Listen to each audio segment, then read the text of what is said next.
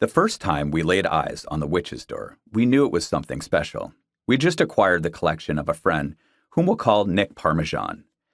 He was given the moniker because his parents ran a neighborhood deli in Brooklyn that made the best chicken parmesan known to humankind. Nick was an odd guy.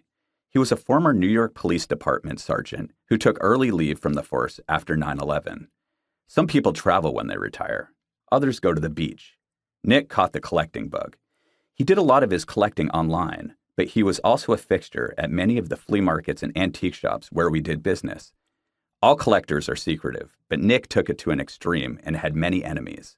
Despite some ups and downs in our long relationship, we considered Nick a friend. He was also a hoarder. We'd only been to Nick's apartment in Brooklyn a handful of times. Although he was proud of his collection, he didn't like people poking around his stuff. Nick had an incredible eye, but his collection was a mess. It was so vast and disorganized that he didn't have a way to display it. We didn't realize how serious his hoarding problem had become until after he had passed away. There was no other way to put this. Nick's apartment was a horror show. Boxes and bags were piled up all over the place. The stacks rose from the floor and went all the way up to the ceiling. The place was dark and dangerous and in disrepair.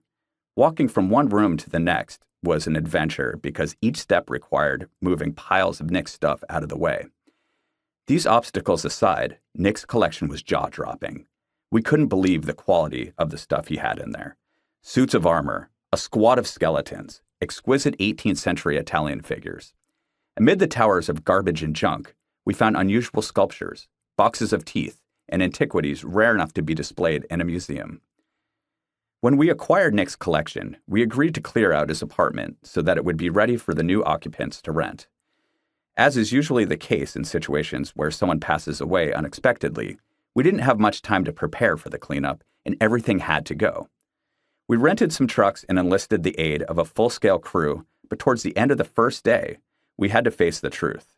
We'd underestimated the amount of stuff that Nick had crammed inside of his apartment. We'd barely made a dent in it, and we were completely overwhelmed. As we were getting ready to leave for the day, something caught our attention. We couldn't tell what it was, but it looked like a piece of antique furniture. At first, we thought it was a headboard, but it was far too big for that.